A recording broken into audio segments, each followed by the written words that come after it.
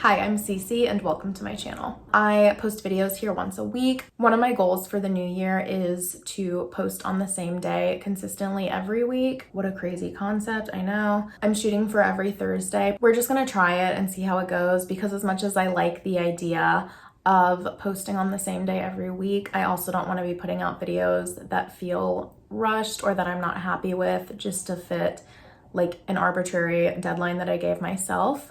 So yeah, if you are not subscribed and you would like to be subscribed, please go ahead and do that down below. You can also follow me on Instagram or Twitter. I will put my handle over here and let's get into the video. So today I want to talk about true crime, the true crime boom of the last 10 years, why we're all so obsessed with true crime, as well as the ethics of making and consuming this kind of content. So true crime is a really broad genre. It is literally defined as based on or describing an actual crime. This definition could encompass everything from newspaper articles reporting on a recent crime to podcasts to Netflix documentaries. In this video, I want to focus on true crime entertainment, which I consider to be the podcasts, YouTube channels, ID channel shows, Netflix documentaries whose primary purpose is to entertain. Although true crime entertainment is super popular right now, it's definitely not something new. People have seemingly always been fascinated by this kind of thing. Truman Capote is credited with inventing the American true crime genre with his book In Cold Blood, which was published in 1965. This book was followed up in the next few decades by true crime books like The Stranger Beside Me, which was about Ted Bundy, Helter Skelter, which was about the Manson family murders. True crime as a genre was having a definite moment in the US in the 1980s. This is largely attributed to the fact that in the 1970s, the FBI first coined the term serial killer. The 1970s also had a lot of active serial killers who were surrounded by a lot of mystery and intrigue and sensationalized news coverage. And over the past 10 years up until today, we've seen the true crime boom of the 2010s, as shown by podcasts like Serial, My Favorite True Crime Obsessed, Morbid, a bajillion others. I can't find a definitive list of how many true crime podcasts there are on Spotify or iTunes, but people estimate it's in the hundreds. There are true crime YouTubers like Bailey Sarian. There are true crime documentaries like American about the murder of Shanann Watts. There's a whole side of TikTok that is dedicated to discussing and theorizing about these various true crime cases. So I came up with the idea for this video because like many 20-something women, I love true crime. I've just always found it super interesting and I think that's normal. I think it's natural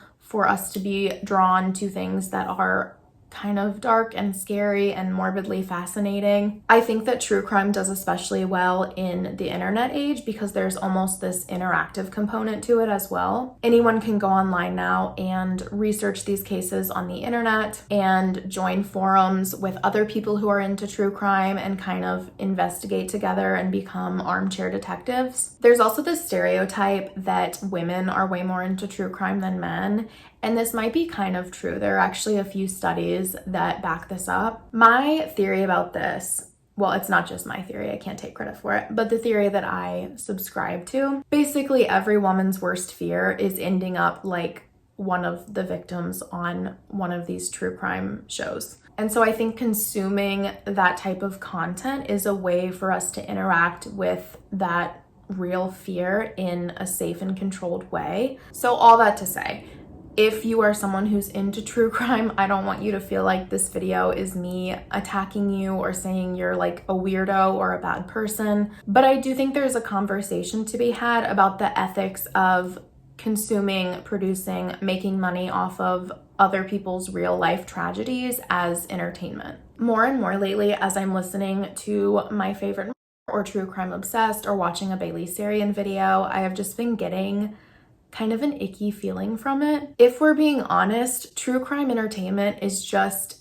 capitalizing upon someone else's tragedy for content and money and fame and entertainment. And I'm just not sure if that is an okay thing to do ever. I found an essay in the New York Times called "Is True Crime as Entertainment Morally Defensible?" It was actually written by a 17-year-old girl named Rachel Chestnut. She won an essay contest and they published her essay, but I just wanted to read a few sentences from it because points were made. For the sake of the perfect murder story, tragedy is ruthlessly dissected in the limelight without considering those actually affected. Although the coverage of crimes often converts them to tales for public consumption, the prolonged suffering of these victims is gut-wrenchingly real, yet often forgotten by engrossed viewers. I think she touches on a really crucial point here, which is that a lot of true crime entertainment makes it disturbingly easy to distance ourselves from the fact that we're talking about real life people and real life tragedies. A lot of the murders and crimes covered by these podcasts and YouTube channels are relatively recent, and therefore a lot of the victims have friends and family members and loved ones that are still alive. And when we're talking about the ethics of true crime entertainment, I think we have to ask ourselves how this kind of content is going to affect those people. For example, Hae Min Lee was the Maryland high school student whose 1999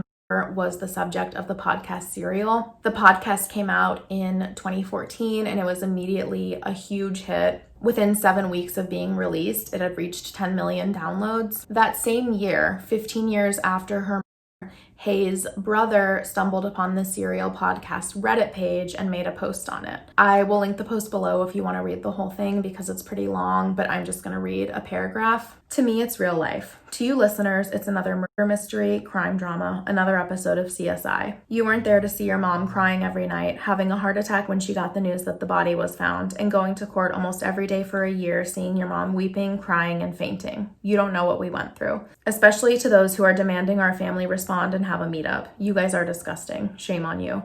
I pray that you don't have to go through what we went through and have your story blasted to 5 million listeners. Basically, this whole post is him begging fans of the podcast to just leave his family alone and stop trying to make entertainment out of the worst thing that ever happened to them. It's also among regular posts on this Reddit page, like, were Hae's clothes removed and then put on again? What about the livor mortis of Hae's body? Like I said, I fully understand the appeal of true crime, the appeal of this case and this podcast in particular. I think I binge listened to season 1 of Serial in like 2 days. But some of the posts on this Reddit page and the fact that people thought it was okay to do things like ask the victim's family to have a meetup and answer questions, it's just a great example of people seemingly losing sight of the fact that they are talking about real life tragedy and pain and just the worst thing that ever happened to these victims and their families. I just can't imagine having a loved one who was brutally murdered and then stumbling onto an internet forum where people are speculating about the gory details of their murder for the sake of entertainment. This post especially made me stop and think because I actually thought that Serial was one of the better done podcasts of this genre. Sarah Koenig has a journalism background, and with that I feel like comes a certain seriousness and understanding of journalistic ethics. Her reporting is very detailed, as far as I know, very accurate. She seems to have a real understanding of the seriousness of the subject matter. Her entire tone and approach to the case is much more serious than, I know I keep picking on them, but than a podcast like My Favorite Murder. The hosts of My Favorite Murder have backgrounds in comedy and entertainment. They are often very flippant and sarcastic and even cracking jokes. They've also been criticized in the past for shoddy research and reporting and not getting basic facts straight. So if a podcast like Serial that seemingly strove to maintain a degree of respect for the victim and journalistic ethics and stuff like that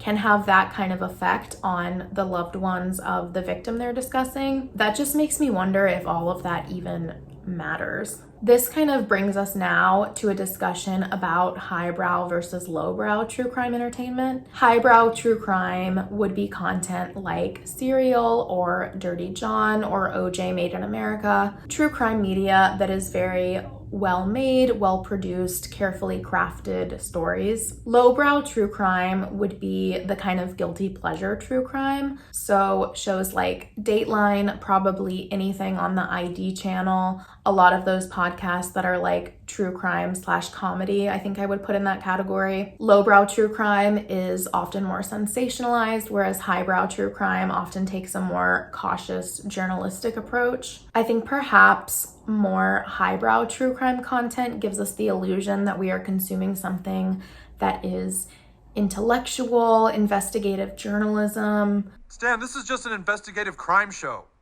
Adults like documentaries. Yes, Stan, these are based on real things. This is like news. And while it might be better produced, less sensationalized, I think when we look at the potential ethical problems, is this just capitalizing off of someone else's tragedy? Is this disrespectful to the victim? Does this have the potential to negatively affect the victim's family or loved ones? I think most of those concerns are still there, even when it comes to highbrow true crime. So I'm just left thinking, where is the line? What is appropriate? What is disrespectful or exploitative of someone else's tragedy? I think in true crime entertainment, when we are talking about real life people and real life tragedies, at the bare minimum, that deserves to be discussed with a degree of sensitivity and a certain tone of reverence, I guess, that I don't think a lot of true crime entertainment captures. But I also wonder if that is even enough. Like, is it ever okay to make money off of and to be entertained by someone else's tragedy? Is it perhaps okay if you get the family's blessing first, or if you are covering a murder